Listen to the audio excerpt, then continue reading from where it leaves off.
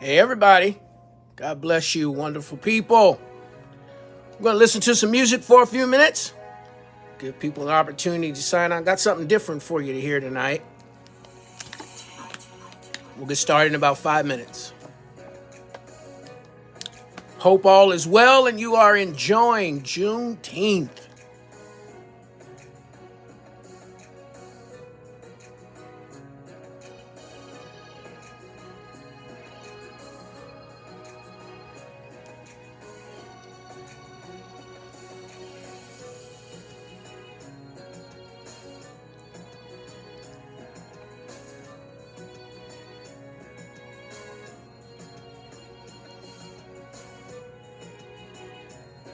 I will be right back.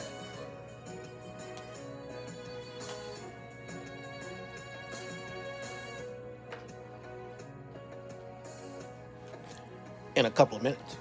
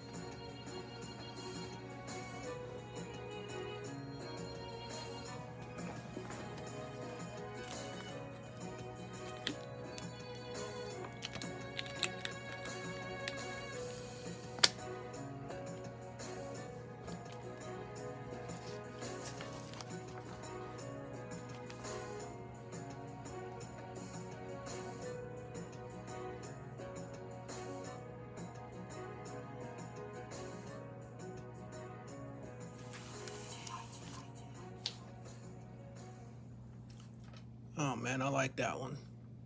Went to the symphony yesterday. Out in the park.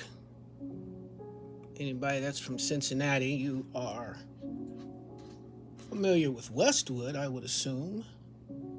It was right out in the park. Technically, I guess at Mount Airy.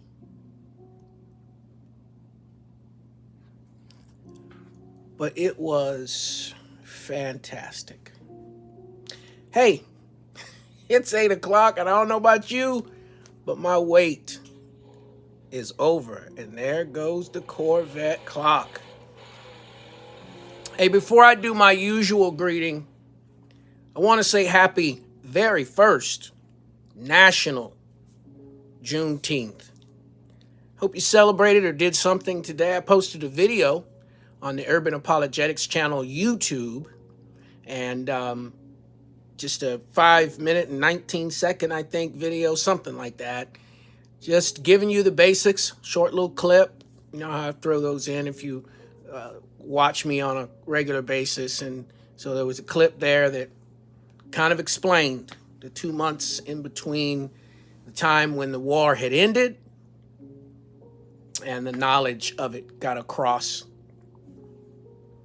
to the folks in Galveston, Texas. And from there, June 19th, 1866 was their first real big celebration. So just excited because that history is going to always get passed on. All right, so welcome again. We're going to get started and get off into some stuff today that, oh my goodness, I've been looking forward to this. Anyway, let me do my usual. Welcome to the man cave. I've been thinking I need to get some pictures for you and show you some of the stuff that's down here in the man cave, especially the cars. I think I've done that once before. You see the 1958 Corvettes that are behind me, but I got a whole lot more going on than just those. Matter of fact, I switched them out, with some others. But anyway, our goal is to make you the smartest person in the room as it pertains to this particular topic. I want to share something with you in advance. This Wednesday at 8 o'clock, it looks like I'm just stuck with that until further notice. I'll be around every Wednesday. Set your device. Man, it's going to be special because we are going to have a conversation about successful Black folks. There'll be some past, but there's going to be some real good present. And the week after that, had a pastor suggest this to me on Saturday at a special dinner. Shout out to Pastor Bates. Talk about the Black CEOs that are running major corporations that are known around this country. We're going to do that. We're going to do that, right? Because I think that it's very, very important. Now, we're always here every Monday. If you set your device, you'll be able to catch up with us that way. I'll remind you of that at the end. If you are watching this on the Urban Apologetics channel on YouTube, if you're streaming live there, I want you to know that we are also on Jackie Jackson Facebook. If you are watching this on Facebook, we want you to know that we are also on the Urban Apologetics channel on YouTube. And if you're watching it on YouTube, please like, many likes, and subscribe to what we are doing there. Would surely, truly appreciate it. All right. I wanted tonight to do a reminder of why we're doing this. I wanted to start with this. Some 70% of young Black men and women, when they grow up, they leave the church. Don't come back. Why? Because they have no apologetic. Apologetic doesn't mean I'm apologizing to you. It means a defense for. They have no defense. They know all the Bible stories, but have no defense. There's things that they don't know and understand that they can explain. So when someone says the Bible is the white man's gospel, they don't have anything to say and they walk away from the church. That's who this is for. So whether you're young, old, white, Black, doesn't matter. I want you to get this information, and when you run into these young folks, you have something to share. I want to show you also what our sources have been. And if you watch this on YouTube, as I've said many times before, it can be stagnant. So I'm going to run through this kind of quick. I'm not going to name these books or anything like that. You know, this is all about Black biblical history, and we are showing you that the black man, the father of civilization, is proven not only by Black biblical history or biblical history, but I've been proving it by DNA. If you go and look at some of the earlier messages, right? I start off with Adam, and from the very beginning, I bring you up, giving you Bible and DNA. The science and the Bible are in agreement. Always believe the Bible, but science is catching up with what the Bible has said. I want to introduce you, or I think maybe I've shared this before. There's various covers to this book. And some of what you'll be hearing tonight comes from this, but this is an absolutely great resource. And I think this is the main cover that you'll see if you go on Amazon. But I wanted you to know that there are some other covers. So I want you to, get your hands on it. It's a great book. For years, I've studied on some of what I'm going to share with you tonight.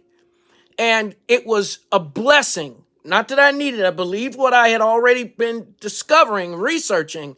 But what really blessed me was to run into a piece of material that was saying the same things I had been saying, and it found the same things I had been finding historically that prove a lot of what I'm sharing with you tonight. So it's just it was reinforcing for me. Not that I would have, if it didn't agree, I would have continued to do what I had found. But there are several sources that I've been blessed with that agree with what I've been saying. I want to remind you, this is adult story time. Now, tonight, I'm not going to get into anything that might be on the gory side, but I am going to get into some things that you're going to have to accept first, and then you would be sharing it with your children. You'll see what I mean in just a second. All right, let's go back in our conversation about Nimrod. The scripture that we were reading before, Now Cush became the father of Nimrod, and he became a mighty one on the earth. I've told you guys this is harder for me to see. I could make it big for me, but I'd be off camera all the time. All right. He was a mighty hunter before the Lord. Mighty hunter of men. We'll see that in just a second when we look at Chronicles. Therefore, it is said, Nimrod, like Nimrod, a mighty hunter before the Lord. The beginning of his kingdom was Babel. That's Babylon and Erech and Akkad and Calneh and in the land of Shinar. From that land, he went forth into Assyria. So he's going different places. And built Nineveh. So when Jonah goes to Nineveh, he's going to a black nation. Important to understand these things, all right? As we look at the table of nations, it can connect us through all kinds of things that are in Scripture. And Rehoboth, and Cala, boy, it's a little harder than usual tonight, and Rezin, in between Nineveh and Cala, that is the great city. All right, so we're talking about Nimrod, the first king that ever walked the face of this earth was a black-skinned man. The first king, the first, right? I've shown you many things in the other videos about Egyptians, and they're traveling to the United States. They're traveling to other places. I've shown you pictures of artifacts and all that kind of stuff. DNA research that proves that they were traveling here. There's some fresh DNA research that I haven't shared with you that shows that the indigenous people that ended up being called Indians traveled also. Stories that are hidden, man. We got to get to. I'm telling you, it is such a blessing to learn these things. That's what makes you the smartest person in the room. You know things that other people don't know that are true. Not just somebody there's a lot of radical folks that just say stuff. But as you know, there's just nothing I give you that I just Google. If it's not peer-reviewed research, it doesn't come out of these lips. And in many cases, I will review the peer-reviewed research to make sure that that's accurate, because I've caught some folks in some stuff. And I don't mean this in an arrogant sense, but I'm good at what I do. I've been studying this stuff for 30 years. You can learn more by accident in 30 years than some people, just delving over into something. But it's a lot. Believe me, anything I say, I can back it up in more than one way.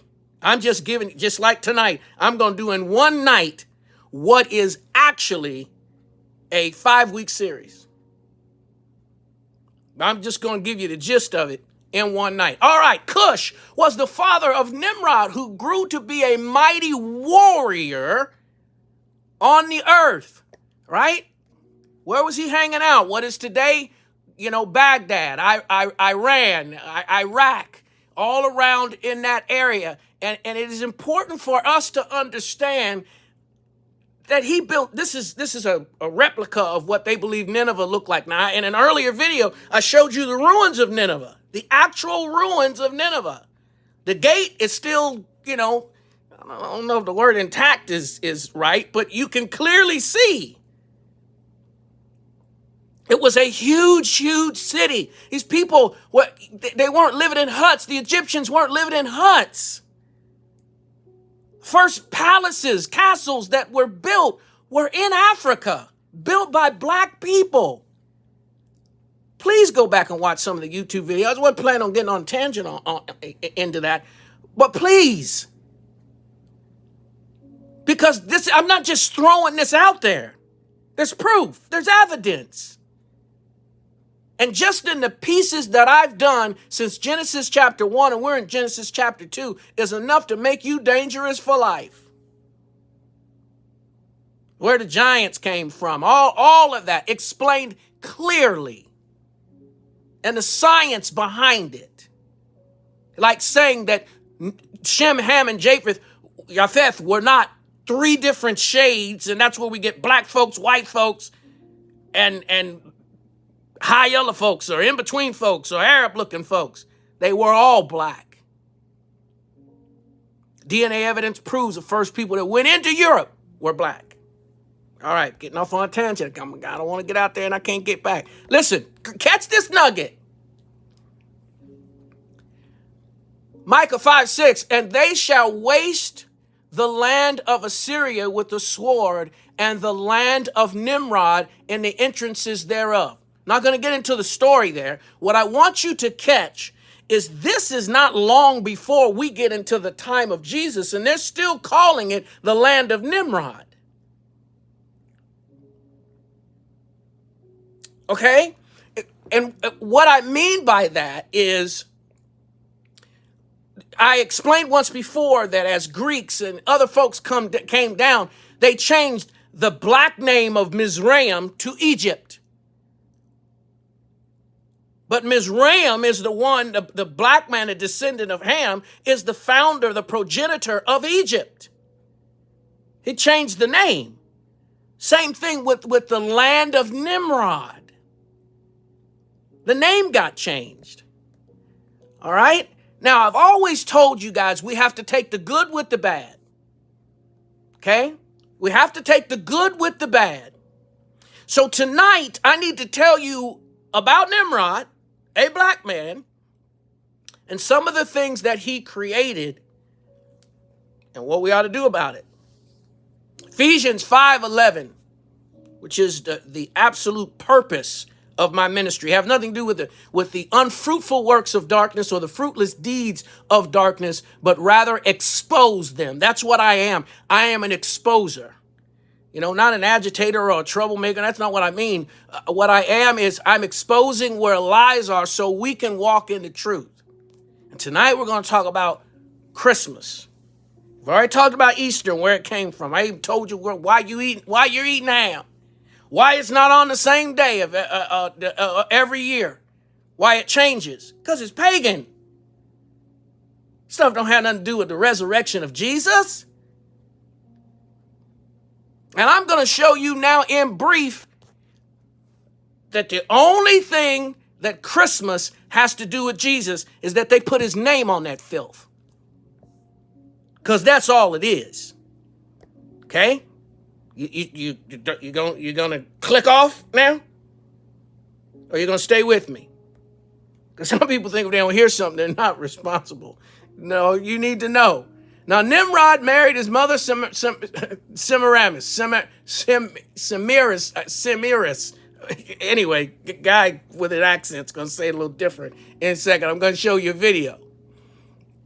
So he hooks up with his mother, and together, Nimrod kind of at the head, together they create these false pagan forms of worship. But one of the first things that happens, though, is she's worshipped as the queen of heaven. This comes up in more than just Jeremiah chapter 7. Semiramis, and I'm going to keep saying it that way until I hear it differently, but Semiramis, she's Mother Nature. That's where that comes from. She's Mother Nature, set up to. I've shared with you before that most of this is agricultural. So when they want good crops, they pray to Mother Nature, where she set herself up to be the queen of heaven, to be prayed to. This is the beginning of the mystery religions that God talks about, and you'll see later that God talks about in the book of Revelation that he's going to deal with. This is where they're birthed. All right, watch this video, and we'll talk about this on the other side. In my previous video titled Semiramis in India, we saw how the ancient Babylonian queen Semiramis is being worshipped in India as Yellamma, Kali, and in many other forms. There I mentioned that if Semiramis is called Yellamma in India, then Yellamma's consort Shiva must be the king Nimrod that Semiramis was married to. According to the Bible, he was the founder of many early cities of the post-flood civilization. He was originally from Africa and of a dark complexion. Shiva is also dark, unlike many other Indo-Iranian gods that are fair. Also, all through the ages, Semiramis has been represented by a crescent moon. And here, once again, Shiva is wearing her on his head. Furthermore, Nimrod belonged to a giant race, his family having mixed with the fallen angels. Being a giant, large statues of Nimrod are found all over the Middle East even today. It is interesting to note that many of Shiva's statues are also gigantic, him being the very same person known as Nimrod. Finally, Shiva is one of the members of the Hindu Trinity. If you see the other two characters, namely Brahma and Vishnu, they don't look like humans at all, but Shiva does, having lived in this earth. In conclusion, Shiva is the Nimrod we read in the Bible, the great grandson of Noah who escaped the great flood that destroyed the whole earth. Thanks for watching.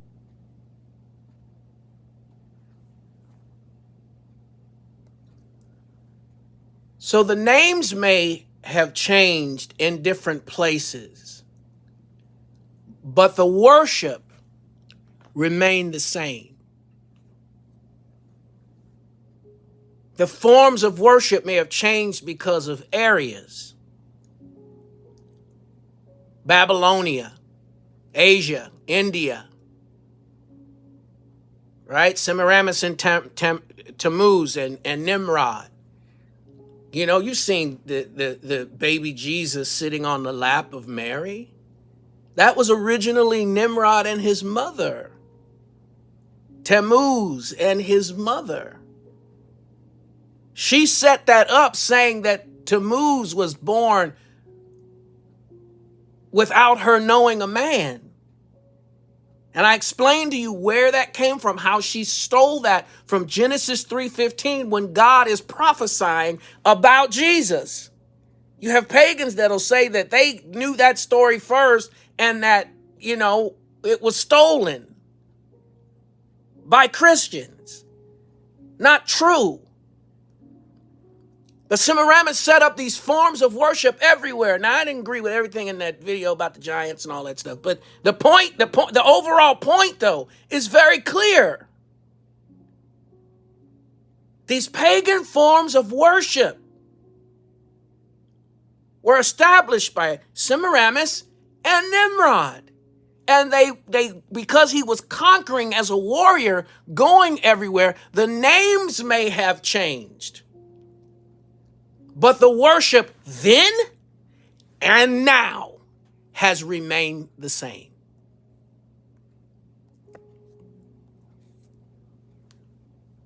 Look at those various names there. Some of that's Jupiter, Saturn, Pluto. You've heard these things. They've had movies and things that show these various characters.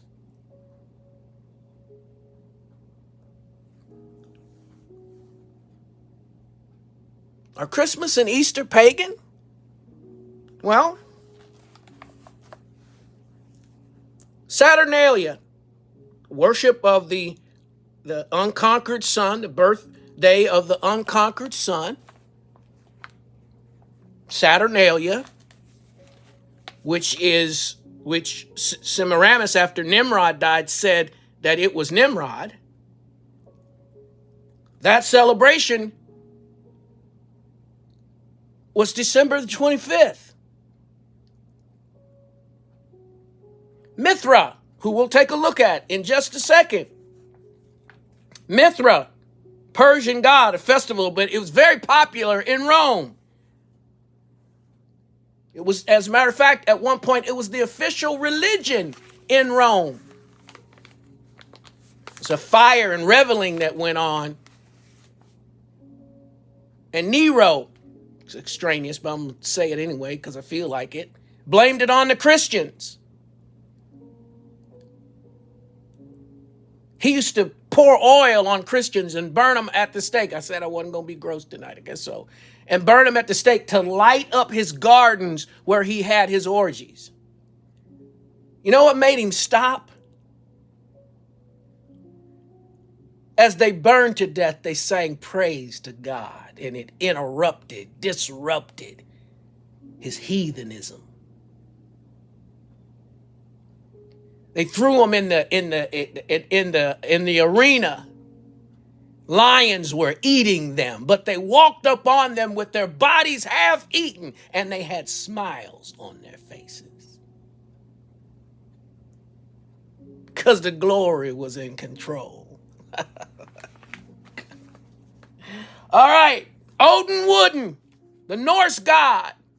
He flew in the night in the winter skies on an 8-foot horse, giving gifts to children. Does any of this sound familiar? Guess when they celebrated his birth? December 25th. Oh, I'm not done. Horus, he was the chief Egyptian god, was celebrated on, drumroll, December 25th. They put my God's name on that filth at a time that shepherds wouldn't have been. I mean, there's so many different things. The wise men, magi, magicians is what they were. They were looking for Jesus because they saw a star. They weren't kings, and they're not buried in Rome. What a lie. And by the time they got to Jesus, according to Matthew chapter 2, he was in a house. He was 2 years old. Can't just read the Bible, you have to read it. Krishna, worshipped in India. Just showed you something that showed the effects in India. Guess what the date is? I don't even need to tell you. I'm going to skip that one. Guess. I'm just having fun. I'm sorry. Dionysus, the Greco-Roman god, whose birth was celebrated on December the 25th. Osiris, born on December the 25th. So, should I get ahead of myself?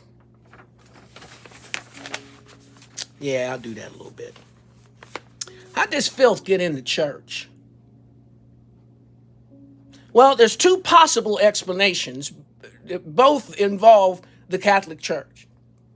Either they were tired of persecution, that's what I'd like to believe. Either they were tired of persecution and they wanted to tell folks you can practice how you want to practice We're just going to put Christians' names on different things, and you can still do what you were doing before, just declare us as the official religion for Rome.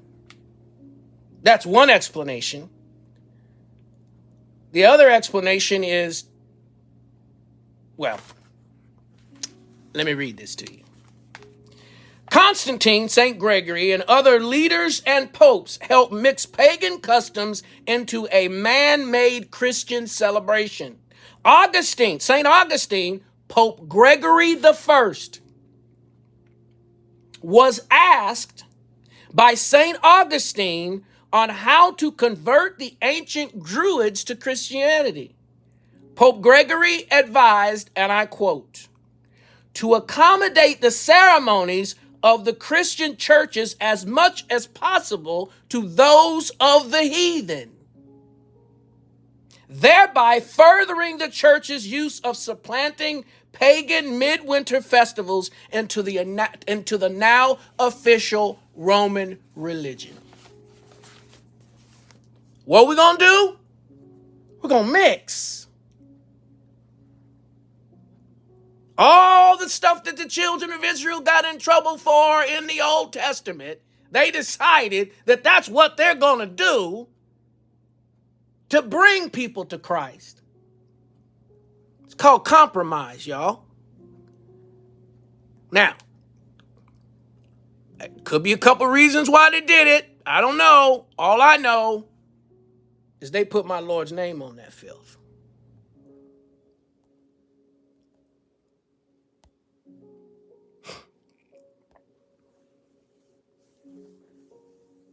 So this is coming out of Nimrod. Nimrod had a tremendous influence on world religions. Now, you can pause that later and take a closer look at that. I'm not going to even attempt to read down through that small print.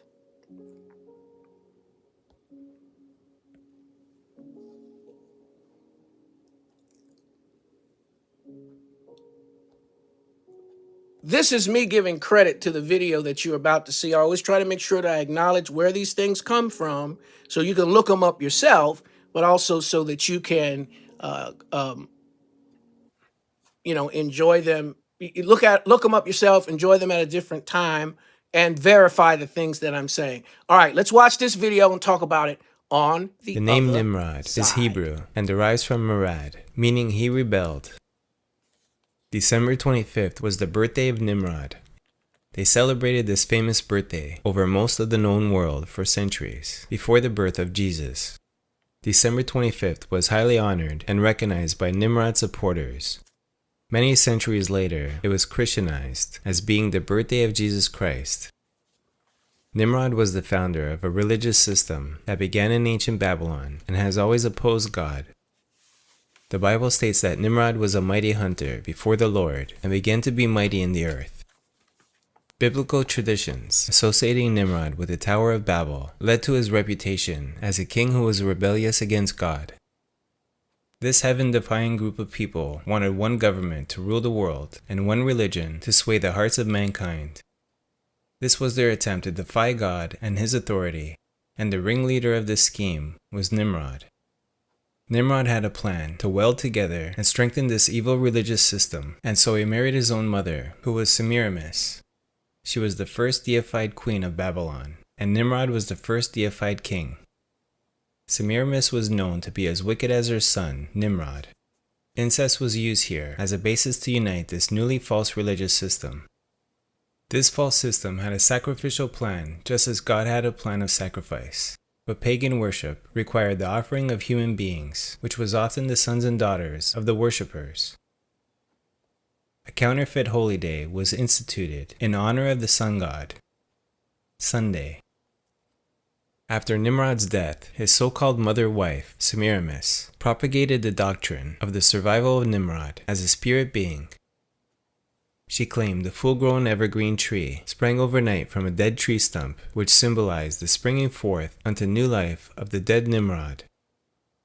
On each anniversary of his birth, she claimed Nimrod would visit the evergreen tree and leave gifts upon it. Traditionally, a Yule log was burned in the fireplace on Christmas Eve And during the night, as the log's embers died, there appeared in the room, as if by magic, a Christmas tree surrounded by gifts. The Yule log represented the sun god Nimrod, and the Christmas tree represented himself, resurrected as his own son Tammuz. So our Christmas tree and our Yule log have tremendous meaning. The Yule log is the dead Nimrod, human ruler of ancient Babylon, who was eventually deified as the sun incarnate and hence a god. The Christmas tree is the mystical Tammuz, the slain god come to life again. This is the true origin of the Christmas character we all know as Santa Claus, who brings gifts underneath the evergreen tree every year on December 25th, which is very similar to the ruler Nimrod and his son Tammuz. Nimrod.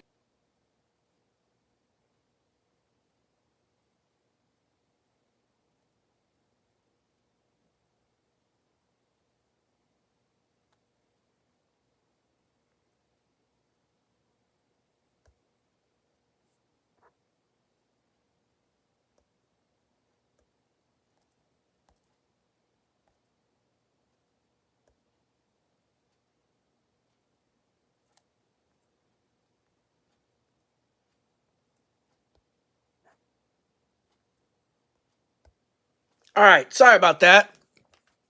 So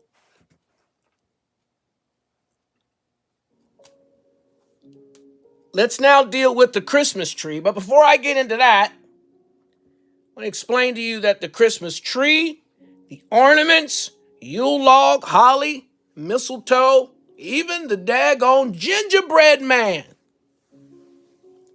is all related to forms of pagan worship. The gingerbread man is, as odd as that may seem, is connected. It represents child sacrifice. Catch me, catch me, catch me if you can. You can't catch me. I'm the gingerbread man. It's about children trying to get away. Became a substitute for child sacrifice.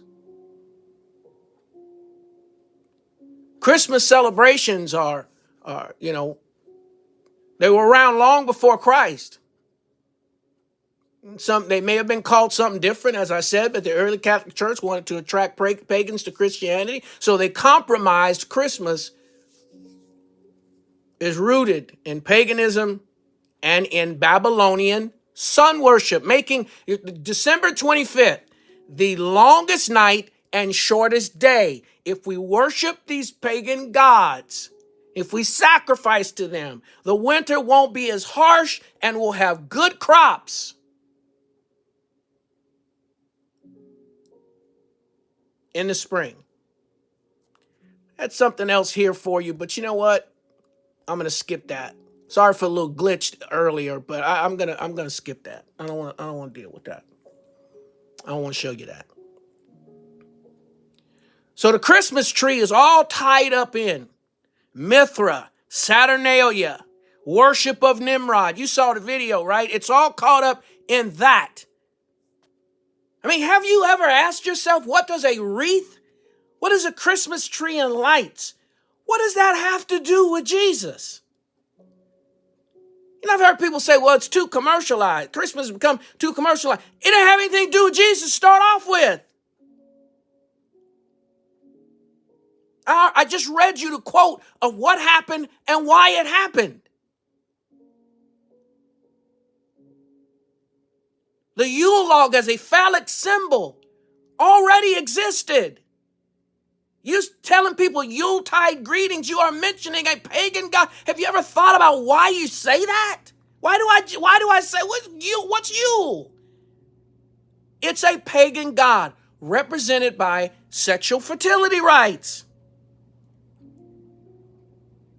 And let me say this. Maybe I won't say it twice. Maybe I'll just get this out one good time.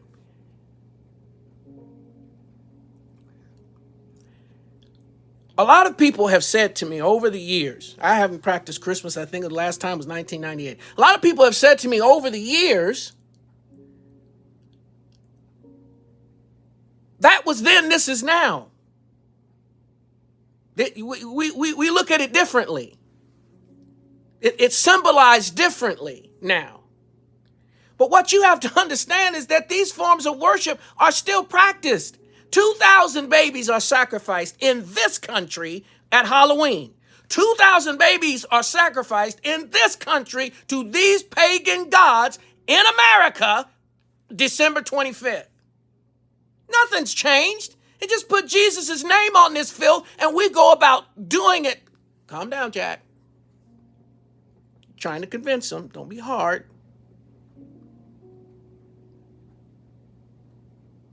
Season it with a little sugar. I'm not after you anyway. I'm just upset that the devil has brought this filth into the church and it's become so common to us.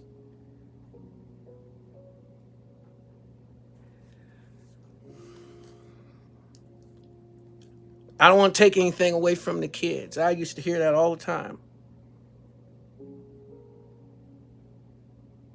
I didn't want to take the truth away from mine. And once I told them, they don't want to do that stuff no more. Wasn't like pulling teeth. They never knew what I was going to come home with anyway.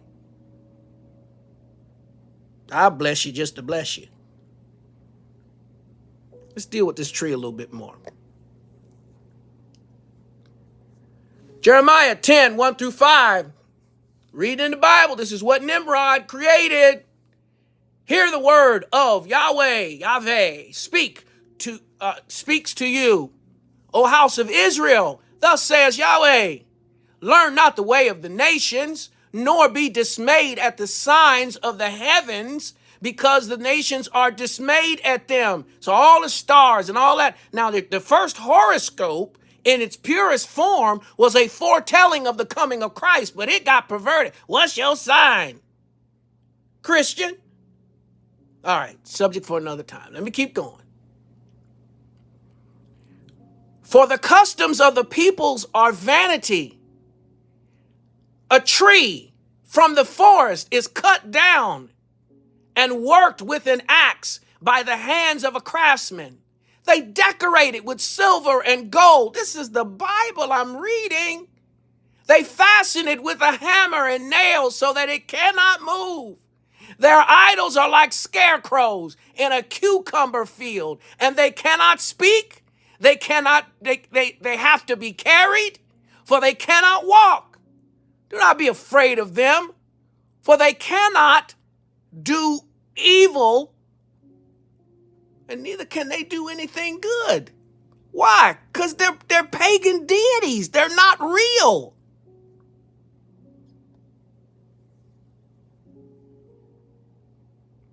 And God said, don't do it. Don't put that in your house. Don't put that fake false God in your house. Nimrod created this years ago and it's still going on. Years ago. Thousands of years ago. And we're still caught up in that form of worship. Thousands of years ago. And we're still doing it under a different name. And in some cases, there's a few of these pagan things that the names haven't even changed.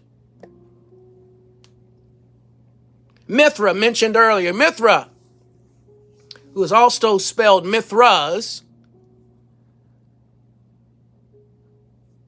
is an ancient Indo-Iranian mythology. In ancient, you can see it better than I can. The god of light, whose cult spread from India. See how widespread this is? Into the east, as far west as Spain, Great Britain, and Germany. Mithraism is what it's called. The first written mention of the Vedic Mithra dates to 1400 BC. And I think you can even pick him up a little sooner than that. Saturnalia. Saturnalia, again, that's Nimrod. It's the worship of Saturn, sun god. The unconquered sun. Making sacrifices to him so that winter won't be harsh.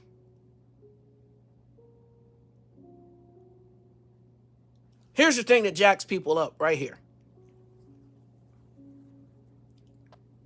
Because they think Christmas has been going on and on and on and on for years. Why change now? It was illegal in this country until 1836, and it wasn't practiced in a widespread form until the late 1800s, early 1900s.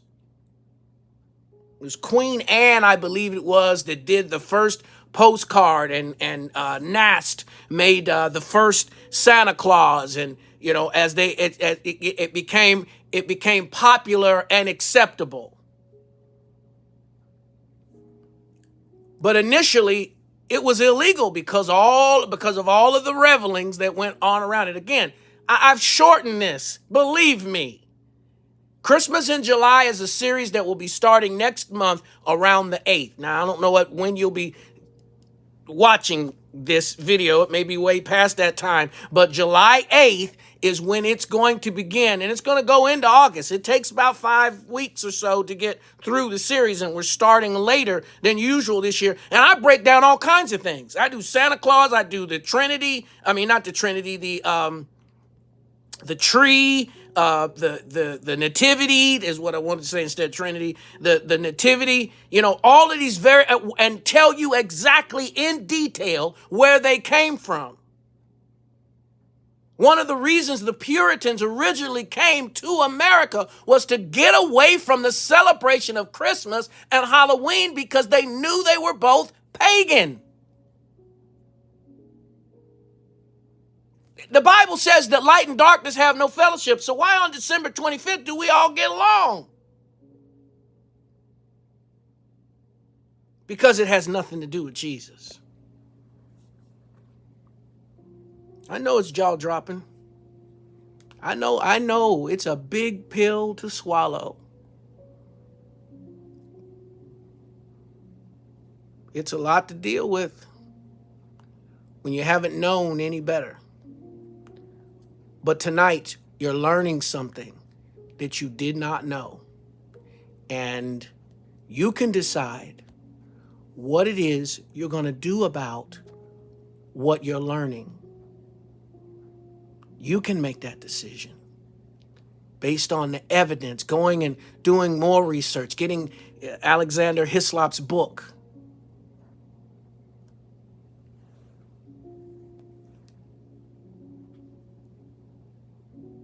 Revelation 17, verse 5 says, "And on her forehead a name was written, a mystery, Babylon the Great, the mother of harlots and of the abominations of the earth." This is God getting ready to deal with the mystery religions. Here's the thing that is really amazing to me.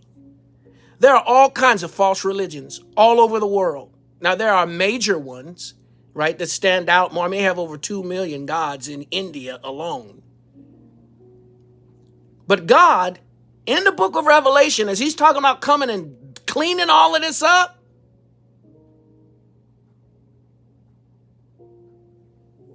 calls it the mystery religion.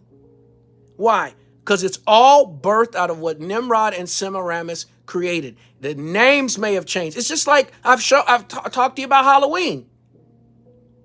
Baal, Samhain, All Hallows Eve. The All Hallows Eve or Halloween name came from the Catholic Church doing the same thing that I said before. Now, again, I'm not coming against the Catholic Church. I'm just trying to tell you the history of where this stuff came from, and that just happens to be the only way to tell you.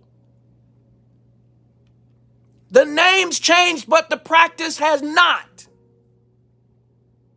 Still means the same thing it meant before, and there are people in this earth by the multiplied thousands that still do the worship the same way it was done in Baal's time, in Nimrod's time.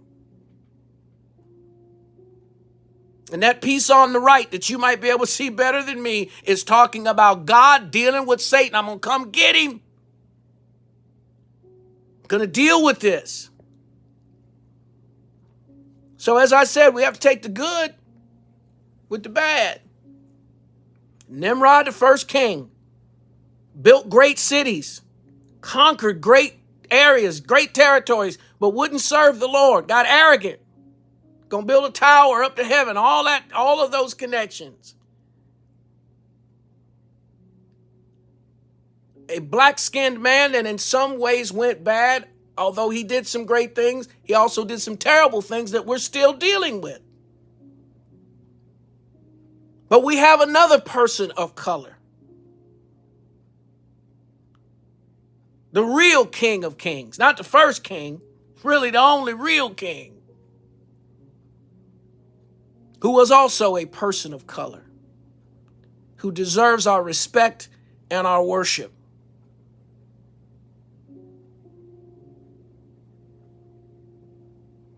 All right. Y'all about had enough for one night?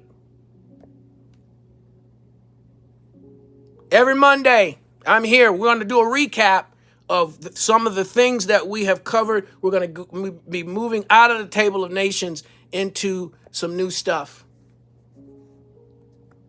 But this is the Apologetics channel. And we are walking in our purpose tonight like never before.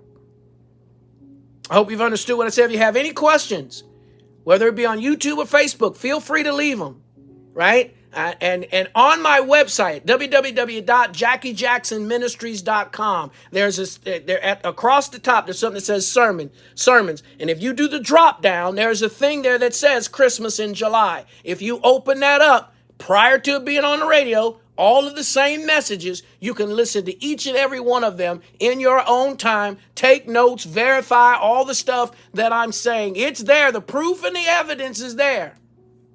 It compelled me to make a change, not just do, what I wanted thinking God is okay. It just didn't work for me. Maybe you can get away with it, but it didn't work for me. But anyway, I love you. I'm Pastor Jackie. That's my message for tonight. You remember the Bible says in Luke 12:32, fear not, little flock, for it is the Father's good pleasure to give you